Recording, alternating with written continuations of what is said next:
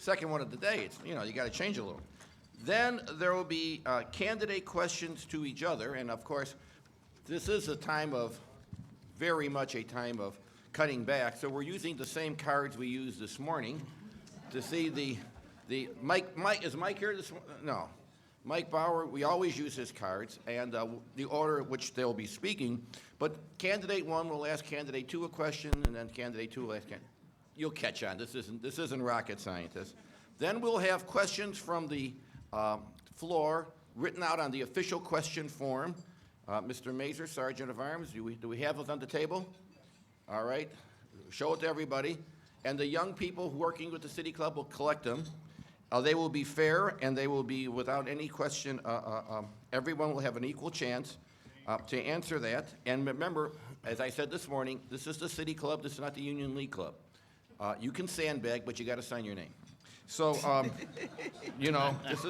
this is down, but not dirty. But and then last but not least, the candidates will have 90 seconds to sum up why I am the best Democratic candidate for Cook County Board President. That's how we're going to do it. We'll follow the rules carefully, and since I made them up, I take the responsibility to changing them at a whim. So, here we go. By the way, this morning when I did this, it was in perfect order, like I never even shuffled them. But now I'm really shuffling them. Dorothy, you go. Pick a card. Pick any card. Well, tell the candidates we're here. Okay. I work alone. Number one. All right, Dorothy, you're number one. Who? They did it again. You're two? Two. Three. Three.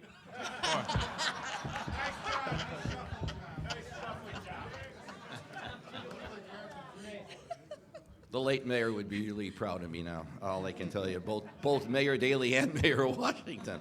Well, now that we did that, so that way it's easier for you. Counting at the knockdown at the bell, the timekeeper will be Miss Joy Saxon, accompanied by the infamous Mush, Miles Berman.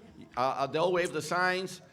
They are going to do that. And please turn off all your cell phones because this is going to be really an exciting event. So I don't think there's anything more for me to say except, Ms. Brown, you're up first. 90 seconds, the status of my campaign as of today.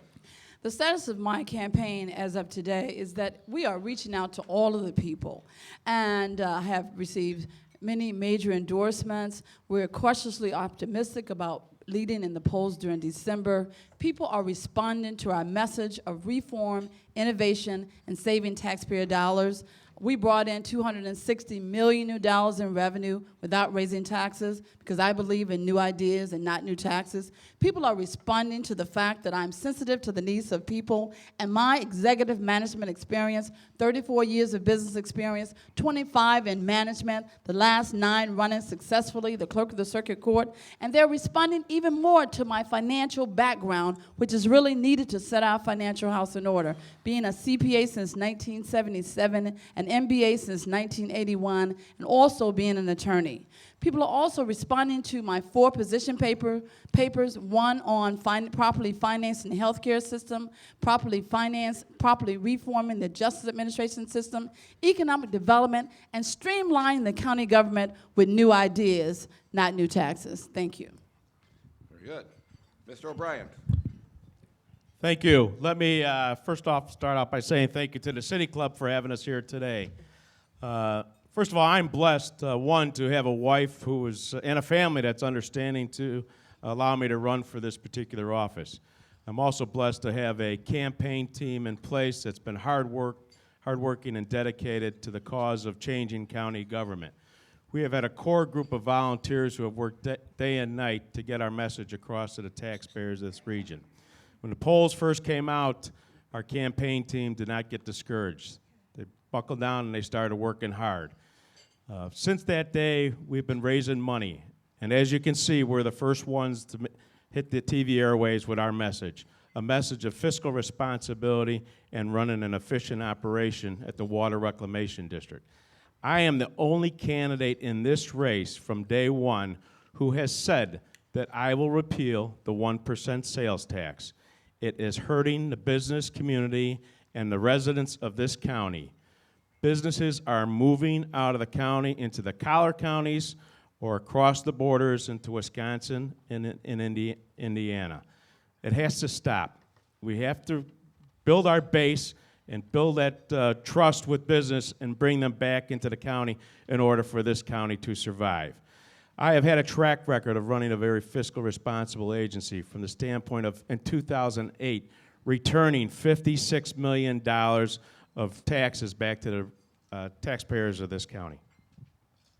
Thank you. Mr. Stroger.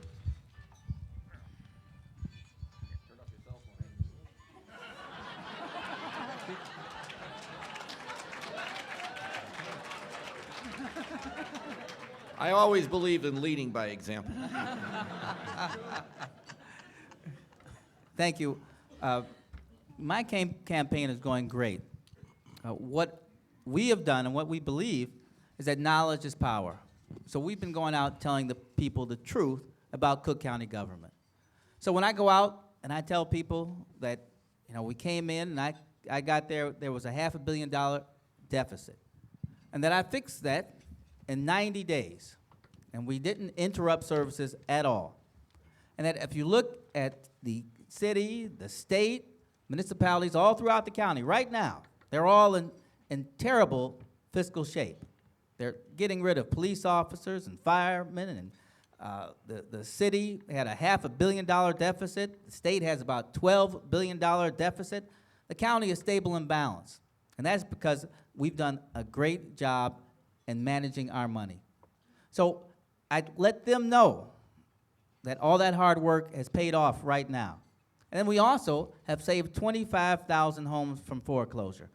So we've been trying to make sure that the county not only fulfills its mission of public safety and public health, but we've also been trying to reach out to make sure that we can do other things that don't cost the residents money, but help save people's lives and homes. Thank you. And to close out the first round, Ms. Preckwinkle.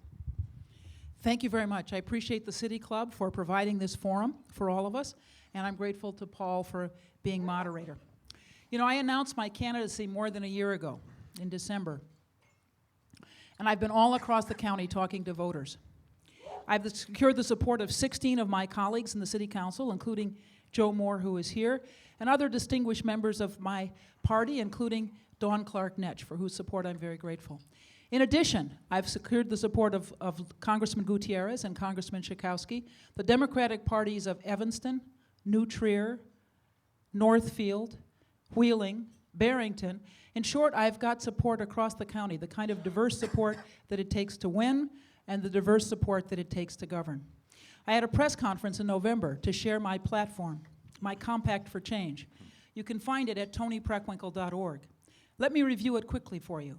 First, I pledge to eliminate the rest of the 1% sales tax increase.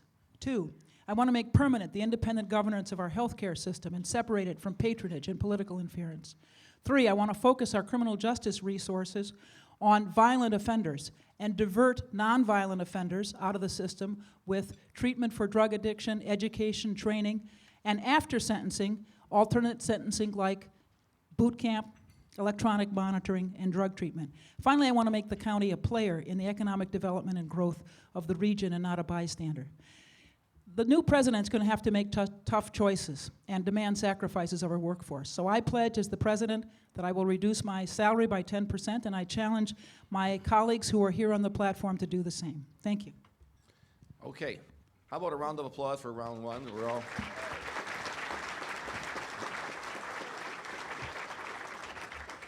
So far, except for the phone call, it's really going pretty smooth. Now, round two. In round two, I thought of this morning when we had the Republican gubernatorial debate, and there were 6 candidates, and I couldn't be creative enough to ask 6 different questions, so I asked one question of all of them, and it was really a fairly good question. Now we have 4 candidates. I'm going to ask the same question of all 4 of them again, because it's still, a little taxing on me. No pun. Here we go. And we'll start off with Dorothy Brown and go right down the list, and then we'll keep going in different orders. 90 seconds. Thank you, Ms. Saxon. Here we go. County board government previously used to be somewhat silent government. Not lately.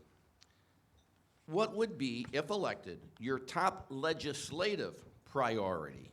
Leaving out the sales tax increase, or cutting it or maintaining it. But what would be your top legislative priority to improve county government and county services in the county of Cook? 90 seconds, Dorothy Brown.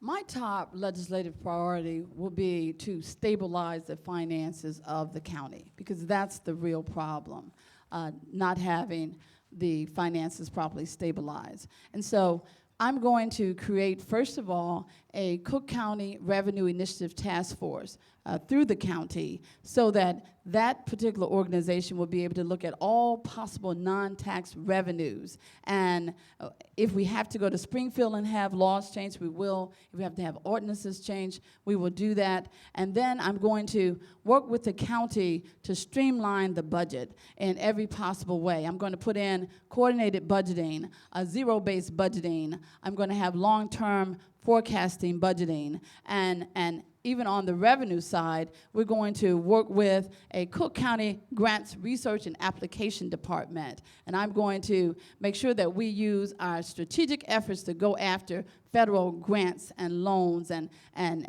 find every possible way to create revenue. And then there's a narrow internal revenue code that permits governments to actually create not-for-profit agencies to increase revenue. And I'm going to look at what services within the county that would permit us to create a not-for-profit agency and actually provide those kinds of services. And an advertising contract. I'm going to work with the county board to actually create an advertising contract. These are the kind of things that actually have to go through the county board and get approval. So that's what I'm going to do, and that's going to be my top priority: stabilizing the finances of the county government. Thank you very much. Mr. O'Brien. One of the first things I intend to do when I become president of the county board is to do an audit of every piece of service and operation and department within county government, including the president's office. We need to look to see where the waste is in county government and what that waste is doing to the taxpayers of this particular region. One of the areas I'm going to start with is working with the independent healthcare system. The independent healthcare system and board has done a fine job to this particular point. However, they got to do a better job in collecting the reimbursables that are due to them from the standpoint of the services and the people who can pay for those particular services in the healthcare system. Another thing we'll do is we'll work with the chief judge and the sheriff of the county to look at the jail population and the system in which they operate and maintain. We need to look at better ways as far as dealing with non-violent offenders. Instead of incarcerating, we need to look at different programs in order for them to be involved in. One of the programs would be to extend the electronic monitoring program. Another one would be to deal with home confinement as well as work release programs. It's costing the county government $100 a day to incarcerate these men and women in the justice system here in Cook County. We could be sending them to a very expensive university for that particular dollar amount. The other thing we're going to look at is obtaining grants on a state level and a federal level. There needs to be more outreach to the federal government from the standpoint of bringing home some of our tax dollars for the services that we provide here in Cook County. Thank you very much. Mr. Stroger, what would be your top priority if reelected? Well, if re-elected, we've already put in place the things that need to be done in the next term. So we had a grant administrator. We are making a larger office where we'll be able to go out and bring in more money to help run the government. We also have been in contact with the chief judge and the sheriff's office, and we have put together an office that will start to look at inmates and figure out who can go on programs that will not put them in our county jail. I've also have tomorrow a press conference coming up, and everyone's invited to come out, and it will talk about our new efficiency program. So I don't want to tell you too much, but it will be a two-phase program, and it will truly be revolutionary for our government. So I've put in place a lot of things that will strike in the next term. Thank you. Ms. Preckwinkle. Thank you very much. I think one of the big problems we've had in the county is that we've been stumbling from one crisis to the next. And what we desperately need is an effort to do some long-range planning in terms of budgeting. Other candidates have spoken about the need for looking for more grants. Let me just say, we looked at the county budget, and 5% of the budget is grants from the state and federal government. And I talked to somebody who'd been in the county for a long time and asked them why that was the case. And they said, well, if you get these grants from other entities, you have to prove up that people were competent. You have to report your progress. You have to be accountable, in short. You have to subject yourself to oversight and scrutiny. And the county has not wanted to do that. And that's the reason historically that the county hasn't applied for resources, particularly for health care and criminal justice, that are readily available. So I'd work very hard. We need our own kind of development office to focus on this issue. I'd make permanent the independent governance of our health system. Bill Foley, who's Chief Executive Officer of our health and hospitals, came in May 1st and requested 17% less in the budget this year than last year as a result of efficiencies instituted by that independent governance.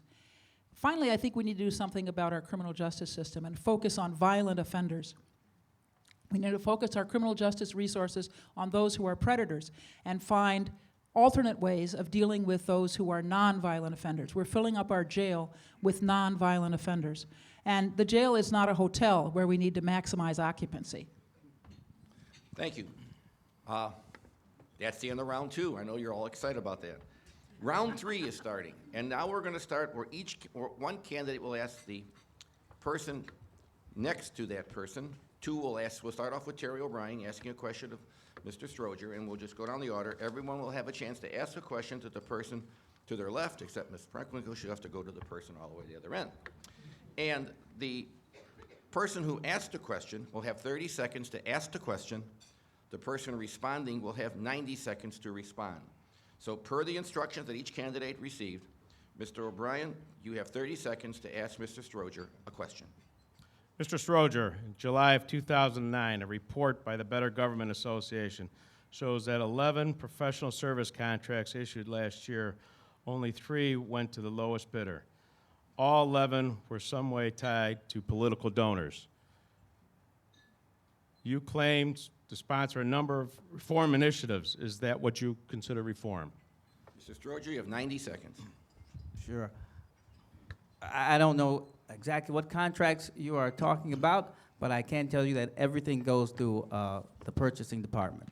So we don't just give out contracts. They have to go through the process. The department that requests them looks through, they decide who is the most responsible bidder, and sometimes it's not the lowest bidder. Sometimes the department will say, well, we know technically that they can't do this for this price, or there may be some other thing. So to be responsible, you just don't take the lowest price. You have to look and make sure that the contract can be done for what it is bid upon, and that really that you're not being just given sold a bill of goods by saying I can do this for 5 cents when everyone else knows it's going to take 10 cents. Okay. Mr. Stroger, do you have a question for Ms. Preckwinkle? Sure. Alderman, you have been saying that we don't get grants. We ought to do things like the city, they have some kind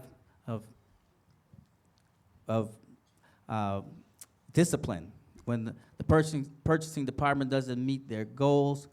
Well, my question is, why do you think that the city is a great model that you are a part of when they have raised 9 taxes, they're $500,000 in debt, and when the county is in perfect shape after my 3 years of service? 90 seconds to respond. Well, first off, thank you. Well, first off, I'm glad to know the county's in perfect shape, because that's not exactly my analysis. But let me just say, you know, in the fall of 2007, there were a number of taxes and fees that were increased. President Stroger is quite right about that. But I was one of the handful of people in the city council that didn't support those increases, neither the increase in the sales tax nor the increases in various fees.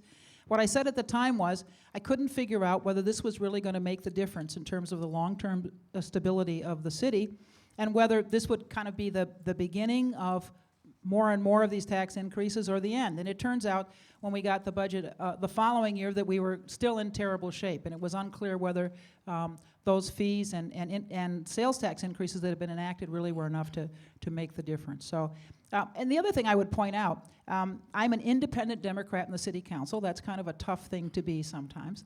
What I usually say is that I have a good working relationship with the mayor, but I occasionally disagree with him. And since he likes people to agree with him, that sometimes put me in an awkward position. So I have been one of the few people in the city council who's been consistently prepared to stand up for what I believe, whether or not the mayor approves. And the most recent example of that, of course, is December of 2008, when we had to consider the parking meter deal. I was one of 5 aldermen who did not support that deal. And I said at the time, we have to be very, very careful about selling our assets. And we're not only selling an asset for ourselves, but for future generations. And in that case, I think it's proven to be really problematic. Okay. Before Ms. Preckwinkle asks Ms. Brown a question, now is the time to get your questions for the candidates written on the cards on your table. And the young folks will be milling around picking them up. Just raise your hand and they'll come and pick them up. Amanda, is that Amanda back there? Virginia, old eyes, and Mr. Tweed. Okay. Ms. Preckwinkle, your question for Ms. Brown. I've described myself in this race as the only independent, pro-choice, progressive Democrat in the race. At various points, Clerk Brown, you've said that you're progressive as well. Considering the fact that you've stumbled from one crisis to the next, whether it relates to earned fair workers circulating your petitions or cash birthday gifts from your employees or employees allegedly taking money to release drug traffickers, how can we have any confidence that you'll be progressive? 90 seconds.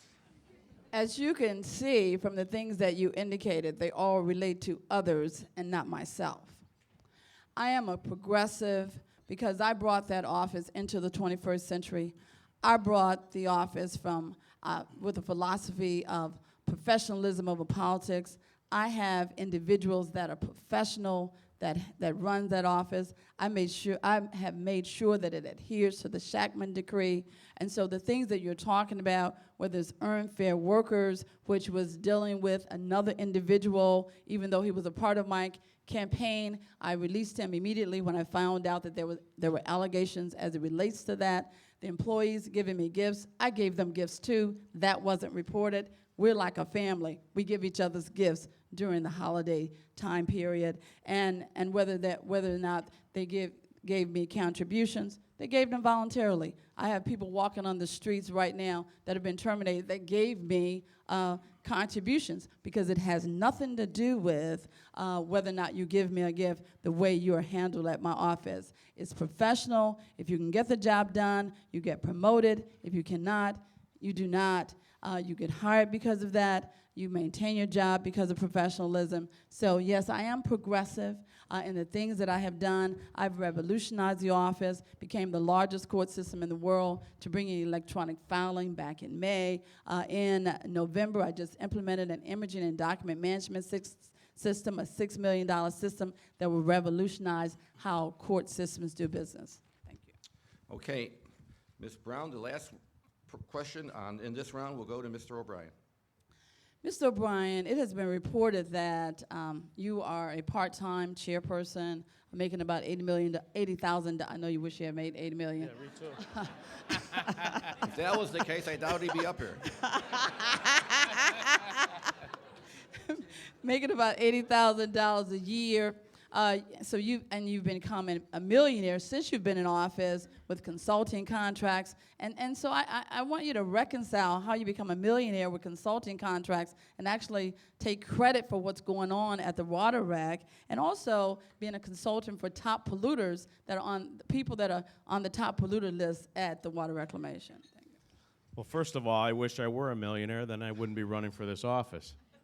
But let me respond to those allegations. First of all, the position of commissioner and the president of the Water Reclamation District is part-time, similar to the aldermen, commissioners of the board, Thank you very much. statutorily.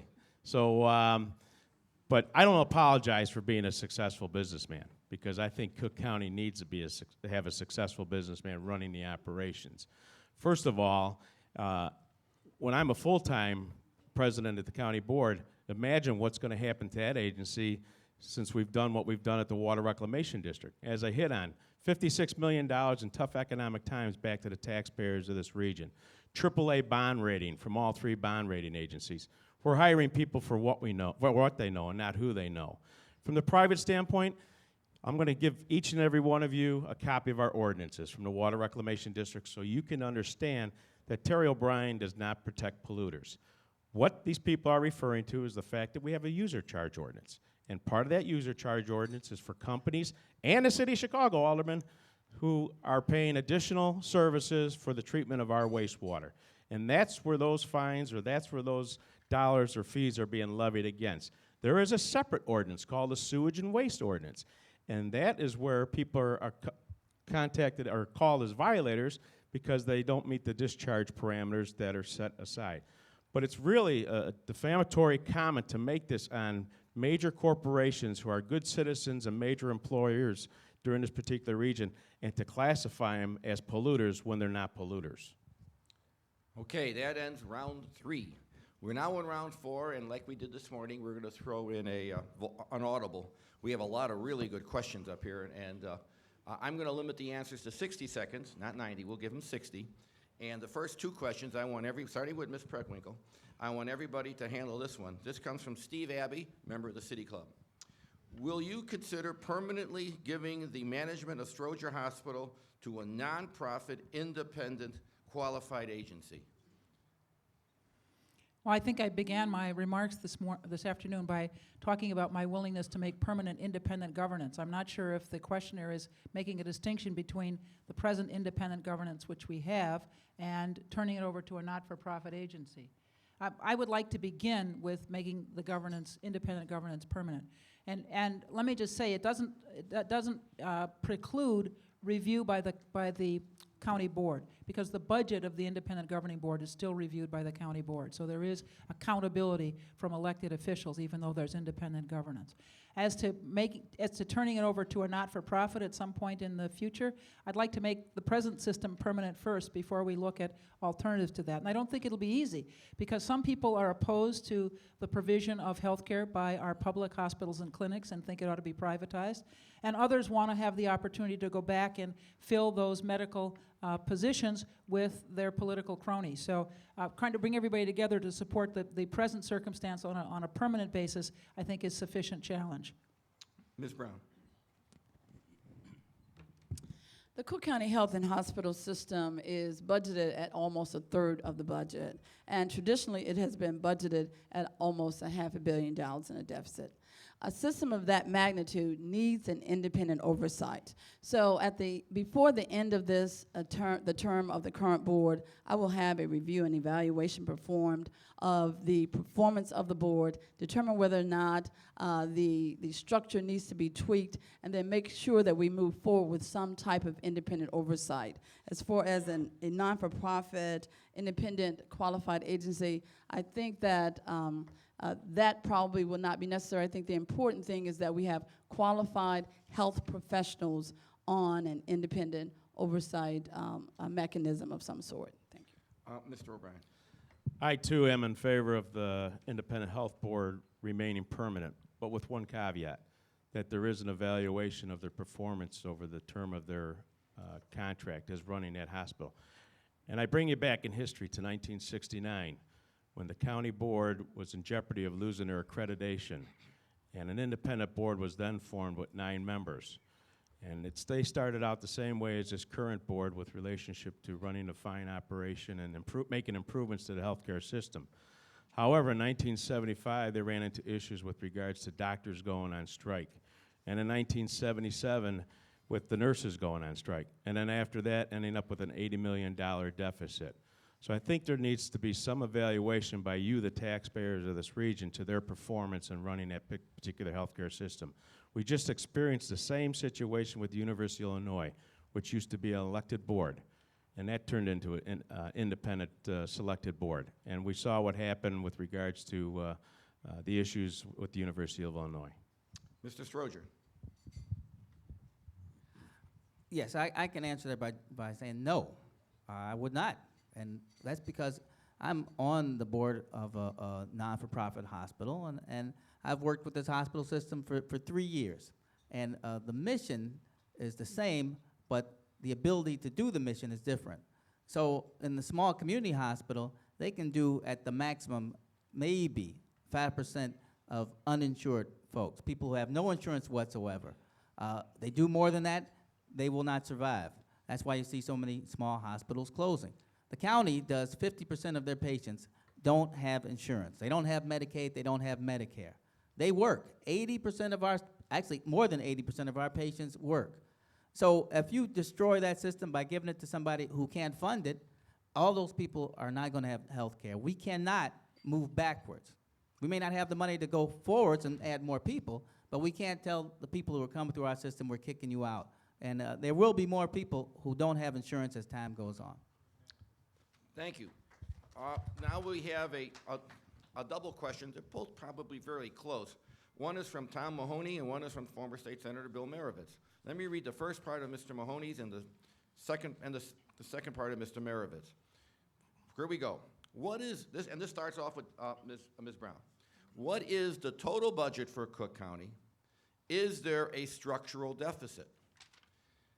How much money will be lost by repealing the 1% sales tax increase?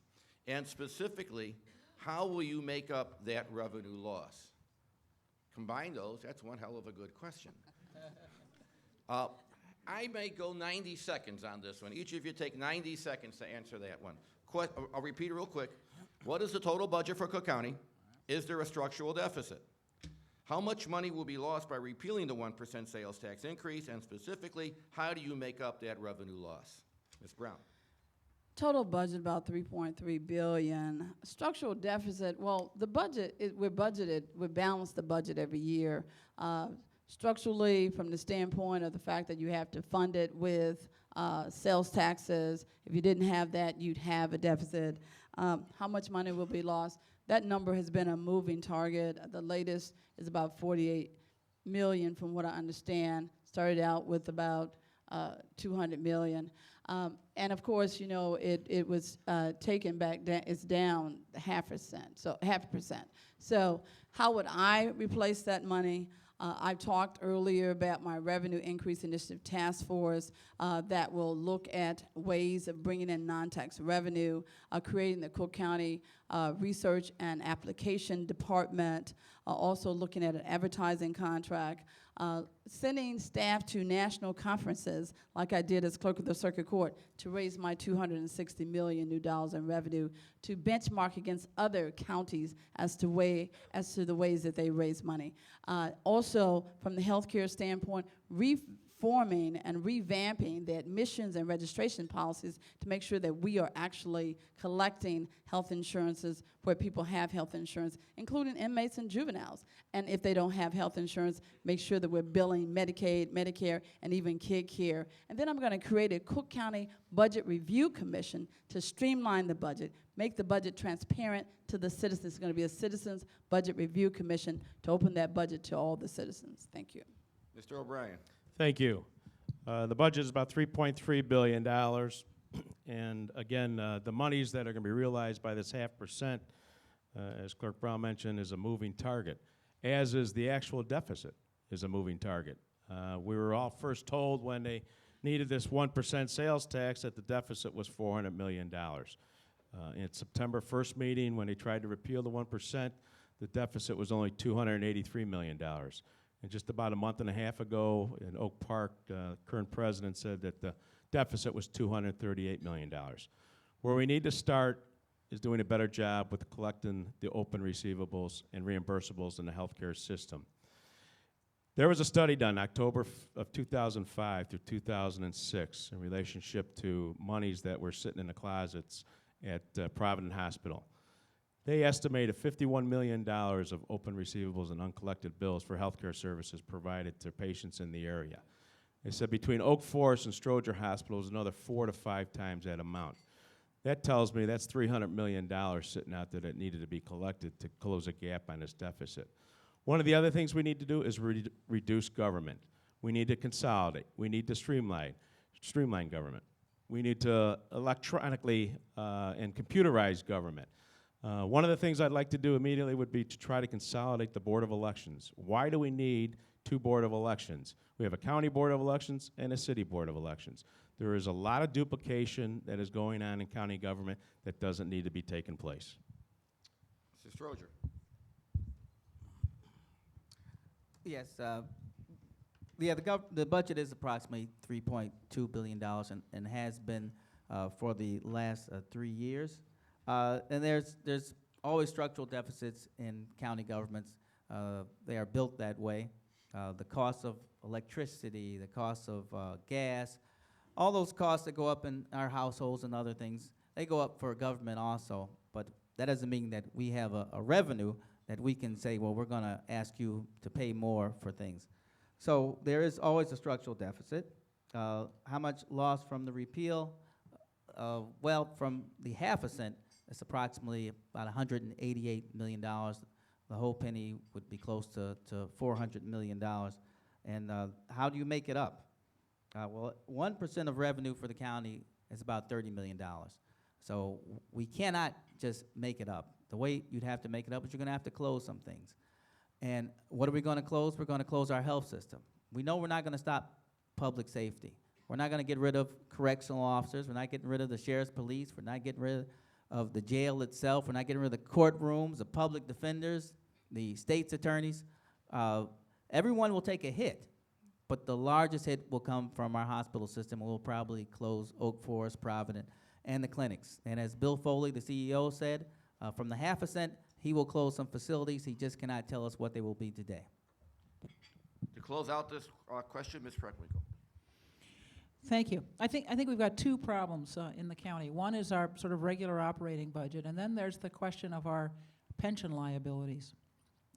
And at every level, if we're talking about the state or the county or the city, we have a substantial unfunded pension liability that we're going to have to figure out how to deal with.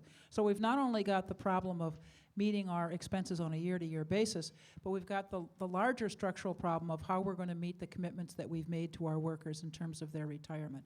And so far, that's a question that hasn't been addressed at any level, and the county is a good place to start. We've talked about loss of revenue. I think the Civic Federation estimated that the 1% sales tax would bring in approximately $380 million. But the range is roughly 330 to about 400 million, depending on who you talk to. As President Stroger has pointed out, we've already, the county board has already voted to eliminate half of that, so half remains. So it's somewhere between 165 and 200 million that you'd have to figure out how to cut.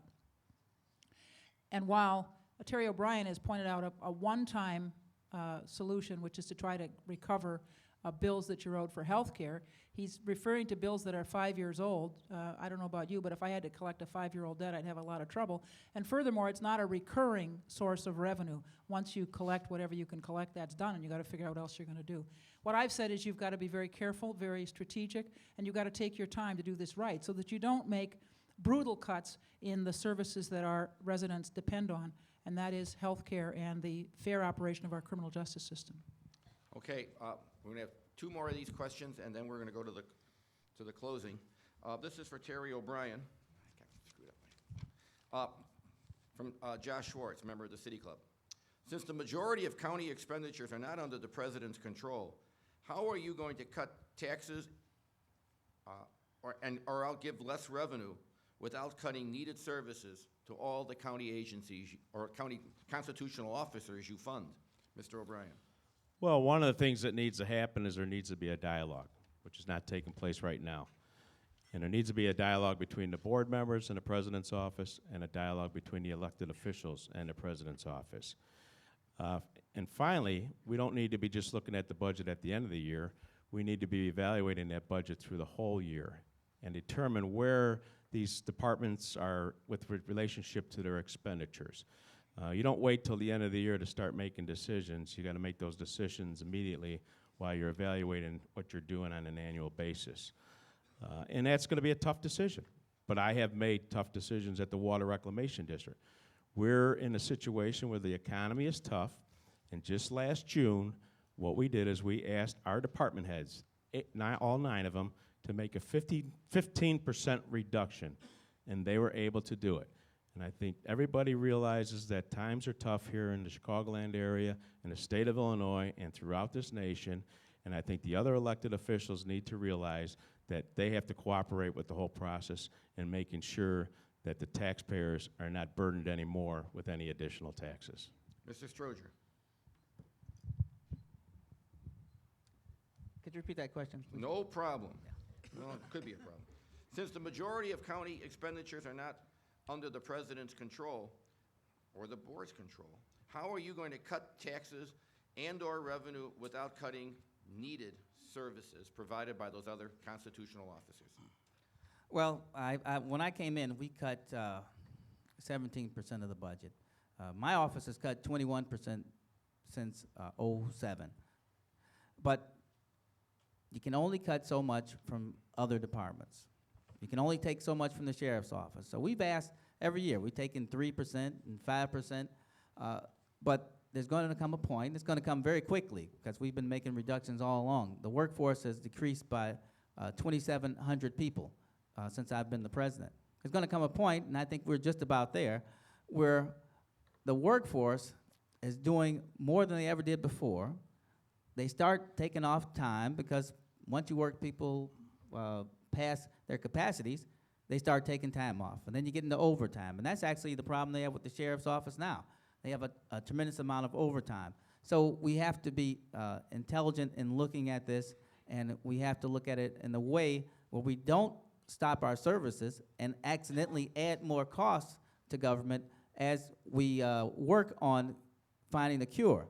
So I am working on efficiency and finding more efficiency. We actually have a group that is consolidating the separately elected officials' technical departments. We're doing all that. But those are going to be really minor numbers. They're not going to be the big numbers. It's not going to add up to $400 million. So you cannot cut your revenue source without taking a big chunk out of public safety, but more importantly, a larger chunk out of health care. And Ms. Brown. I Ms. think you skipped me. No, sorry. A slight error. God, I don't know. I just want to throw that in there just to see who's paying attention. Ms. Preckwinkle, I'm sorry. A premature X in your box, which may be premonition. Who knows? Go ahead. Thank you. Well, I always describe leadership as a lot of begging, wheedling, and cajoling. And I think that the county board president is going to have to work very hard with the other separately elected officials to reduce costs. And the way to begin is with your own office, to have basically a management review of your own office and make the strategic cuts that you need to reduce expenses and deliver services better. And then go to each of the other elected officials and do the same thing. Look, we need your help and support. This is what I've done. You begin with yourself. This is what I've done. We need you to do the same, to review your operations, cognizant of your mission, figure out how you can reduce costs in a responsible and reasonable way. And I think that, as I said, should begin with the president and then should go to every other elected official. I've also said in my Compact for Change that we need to look at consolidating county offices. We elect, what, nine or so other separately elected officials in the county. We have an assessor, we have a recorder of deeds, we have a treasurer. They're all related to our property tax inventory and collecting property taxes. And the question is whether we need separate offices for each of those things, or whether we need an office that focuses on real estate. So I've said we need to look at consolidation, and that I've put a blue ribbon commission in place to try to do that. But I also think we need to look very carefully at each of the offices as they exist presently to see how we can reduce expenses. And to ask those officials to think carefully about how they can help all of us reduce the cost of county government. Thank you. Now, Ms. Brown. Well, county government is providing really poor qualities of services now. So I'm saying that we need to stabilize the finances of the county government and so that we can provide even better services. And we need to bring county government into the 21st century as well from a technological standpoint. And some of the things that I'm going to do, you can't just keep cutting and cutting and cutting. You won't have a government. So you're going to have to take the two-tiered approach that I'm talking about. You're going to have to find non-tax revenues as well as streamline the county budget. So my zero-based budgeting idea will find obsolete programs. My coordinated budgeting idea will find redundancy within the budget. Then we're going to have intergovernmental, not just interagency, but intergovernmental joint purchasing. And I want to go to Springfield, look at an early retirement program, as well as proper consolidations and total quality management, a business concept for government. Now, from the standpoint of revenue, I also want to have an economic development roundtable of village presidents and suburban mayors and attract manufacturing industries here to not only create jobs, but also to expand the property tax base. And I want to create a Cook County Small Business Administration office to help small businesses navigate the National Small Business Administration office to get grants and loans so that we can create jobs and expand the property tax base as well as the sales tax base. So we're talking about a two-tiered approach, raising non-tax revenue while we also streamline the county budget. Thank you. Thank you. We have a lot of questions left, and we're going to have one more left. It'll be a 60-second question, team clock. We have one dealing with abortion, pro-life position on, and working with the county hospital. We have one dealing with county pensions, and we have one dealing with the whole question of support for drug treatment programs. Those are all crucial issues. If we had another 40 minutes, we can do all those, but I'm going to end it with a question from Mr. Patel. By the way, the neatest handwriting, which probably is an influence. One thing we all could agree on, aren't you happy I'm not one of the candidates? Here we go. Question, what will you, and we're starting with Mr. Stroger, what will you do to streamline and improve technology countywide, both for your office and for the other offices in which you fund? I add this because many people know, like Dawn Clark-Netsch, that the original purpose of the county board were to be not legislators, but they were going to be auditors, auditing other people who were doing county work. That has evolved. So the question then becomes, what's your view on the new kind of technology to streamline and improve technology and obviously to cut costs? So we start with Mr. Stroger. Sure. I've already started that process. So we've had 2 meetings, and we've invited all of the separately elected officials, the 9 offices, and they've come in, and I told them, you all are doing your own thing. So, the county's kind of cut up into public safety, health, and revenue. So the public safety side has been doing their own thing. So the clerk has her own automated system, the sheriff has his, state's attorney has hers, the public defender has his. I've told them, you're all coming in, we're all going to work off of the county system, and I've said this also to the revenue side, and we're all going to work off the county system. The only difference is, because they all share the same information, the only difference is we're just going to put a firewall up, and what the clerk doesn't need to see, she won't see. What the state's attorney doesn't need, she won't see. But we're not going to just go out and spend money and buy our own hardware and software. We're going to consolidate those efforts. So that is in place. We've had 2 meetings, and it should be moving smoothly. Ms. Preckwinkle, you have 60 seconds. How would you, through technology, streamline county government? Well, 1 out of every $3 in our budget goes to the healthcare system. And so we'd begin by trying to improve technology at our hospitals and clinics, including electronic patient files. In terms of the remaining 2/3 of county government, I think it's really important that we have electronic files for our court system. In China they have electronic files, and we haven't figured out how to do it here in Cook County. So I think that's a real issue. I understand that the clerk has a portion of the a system that's electronic, but not all of it, and that needs to be done right away. I think we still see people pushing carts with files from courtroom to courtroom, and that's not only inefficient, but it's a terrible waste of tax dollars. So I think there's some real efficiencies in terms of delivery of patient care and sharing information with electronic files and electronic files in our court system that, again, this is something that we have to get our sheriff and the clerk and the chief judge and the public defender to agree upon, but that's a good beginning. Ms. Brown. Thank you. First of all, I'm going to pull together all of the various elected officials and department heads, and we're going to create a 10-year strategic technology plan, because you can't just do this haphazardly. You have to have a plan, just the same as I did with the clerk of the circuit court. I consolidated my mainframe back in 2003 with the county. We have a firewall in place already. Also, back in November of this year, as I said earlier, I created an imaging and document management system. I kicked that off. It's going to be in place in its entirety throughout the entire court system, probably during 2010. Every file in the Chancery Division now, everything that comes across the counter is imaged. We have electronic files. Judges are able to do their cases off of electronic files if they need to do that. And I think that also we're going to be able to raise revenue, not only for the clerk's office, but the entire county, by selling CDs of court files. And that's a new stream of revenue that can be for the entire county. So I want to bring the county into the 21st century, as I said earlier. Thank you. Okay, to close off, Mr. O'Brien. Well, one of the things we need to do is bring the county out of the 19th century and into the 21st century. There are so many different platforms that county government is using. I think it makes it a little difficult for each department to talk to each other. So what we need to do is get on one singular platform so that everybody can communicate their needs and their wants in relationship to running a smooth enterprise. We at the Water Reclamation District, just last year alone, just for the Board of Commissioners, went to an electronic agenda system which provides transparency to the operations and dealings of the Water Reclamation District.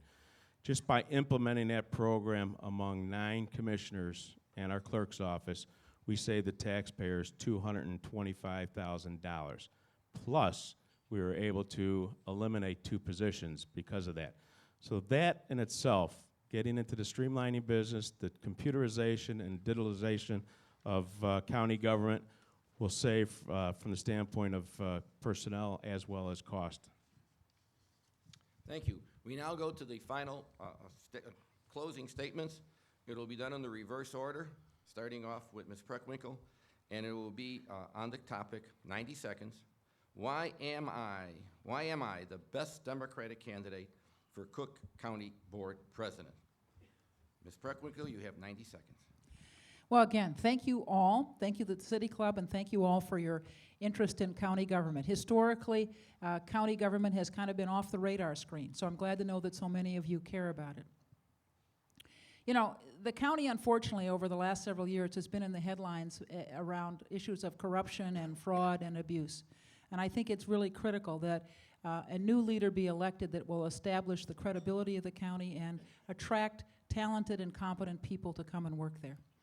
As the county board president, it's incumbent upon me, not just to lead myself, of course, but to bring in young and talented people into county government, and that's going to be my goal. It's not just that you come yourself, but that you bring a team of people who are competent and talented, and that's going to be my first priority. As I said earlier, I will also begin work immediately to eliminate the 1%, what's left of the 1% sales tax increase, make permanent the independent governance of our healthcare system. And despite what other people have said here today, I'm the only one who pledged to make it permanent. Third, I think it's really important that we reduce our jail population by giving alternatives to nonviolent offenders, and that we make the county the center of economic development and job growth activity. And we've got a president who says that we need to focus on green technology and green jobs. Well, we ought to make Cook County the center of green technology and sustainable jobs for the entire country. And I'm willing to work with the business community, regional planning organizations like MPC and Metropolis 2020 on that very subject. I hope for your support on February 2nd, and thank you for coming today. How about a round of applause? Everyone gets a round of applause. Mr. Stroger, why would you be the best Democratic candidate for Cook County Board President? Well, I'd like to thank the City Club for inviting me out. And the reason I'd be the best candidate is because we have a well-running government right now. There hasn't been any charges or filed complaints of any misconduct by anybody under my watch. The balanced budget means a lot.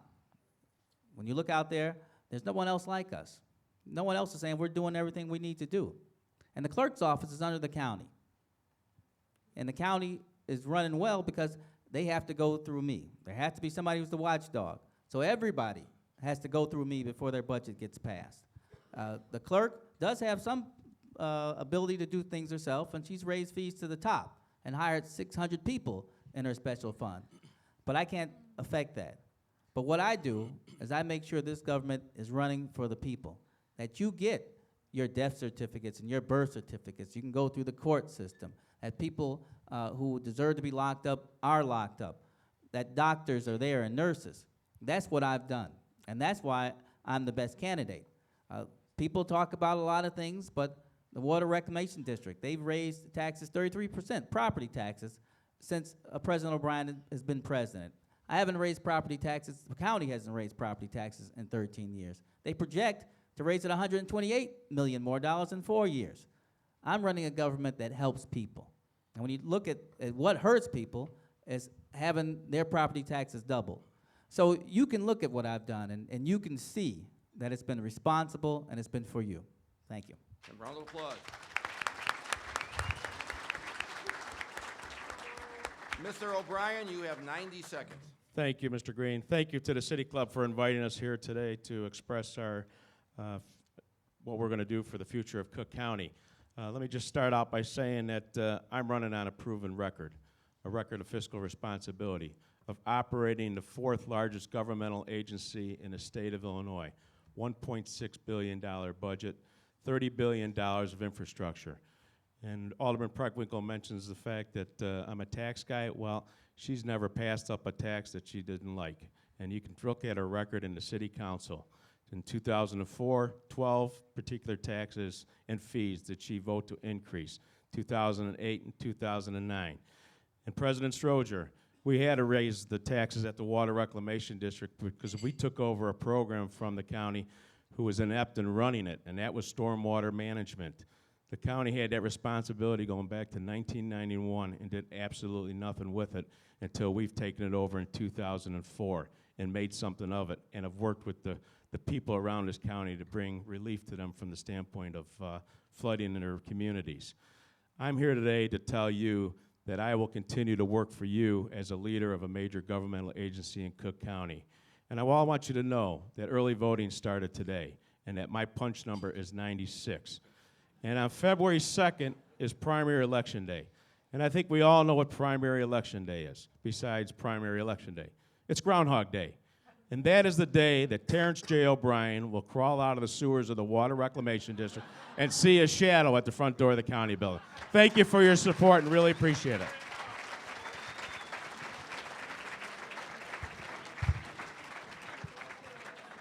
Comment from the moderator. I've taught school for many decades. I've never heard that one. All right. Jesus. Ms. Brown, go ahead. Thank you, Mr. Green, and thank you to the City Club, and thanks to all of you for coming to listen to us today. I am the best candidate for president of the Cook County Board because I'm a proven leader with a proven track record of reform, innovation, and saving taxpayer dollars. We operate in the black in the clerk of the circuit court, and I brought in $260 million new dollars in revenue without raising taxes. I have the sensitivity, the executive management experience, and the financial background really needed today to set our financial house in order. I bring a business acumen to a government. My opponents are career legislators or policymakers for the most part. People are hurting. Job loss, mortgage foreclosures, they're uninsured and underinsured. And the time is right for a Cook County Board president who can work with both Democrats and Republicans to set our financial house in order. I will reform and properly fund the health and hospital system. I will work with the chief judge to reform the justice administration system. I will bring economic development as well as stabilize and help small businesses. I say that if Barack Obama can become the President of the United States of America, then Dorothy Brown can become the President of Cook County Board. My punch number is 97. Log in to www.friendsofdorothybrown.org. Thank you. How about a big round of applause for all? Well done. Ladies and gentlemen, City Club, you never leave empty-handed. Here is, pass them down, as luck would have it, in alphabetical order. One-year membership to the City Club of Chicago, and we have the official City Club.